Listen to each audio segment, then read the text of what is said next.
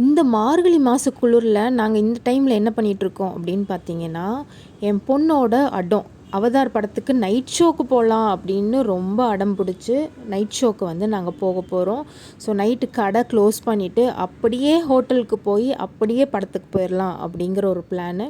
போய் 2 பரோட்டா, தோசை அதெல்லாமே சாப்பிட்டு பெருநாயக்கம்பாளையத்தில் இருக்கிற ஜெயந்தி தேட்டரில் தான் போயிருந்தோம். ஏன்னா அங்கே தான் 10 மணி ஷோ இருந்துச்சு. மிச்சது எல்லாமே பார்த்திங்கன்னா 10:40, 10:30 மணி ஷோ அந்த மாதிரி தான் இருந்துச்சு. போய் அவதார் படத்துக்கு போயே ஆகணும் அப்படின்ட்டு கிளாஸ் எல்லாமே கலெக்ட் பண்ணிவிட்டு நாங்கள் அவதாருக்கு போயிட்டோம்.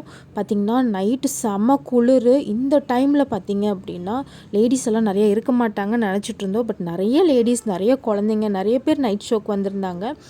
போனது பார்த்திங்கன்னா சாட்டர்டே நைட்டு போயிருந்தோம். ஸோ ஓகே அப்படின்னு சொல்லிட்டு படத்தில் போய் உட்காந்து படம் பார்க்க ஆரம்பித்தோம். படம் எப்படி இருக்குது அப்படின்னு கேட்டிங்கன்னா ஓகே தான், ஓரளவுக்கு பார்க்கலாம்.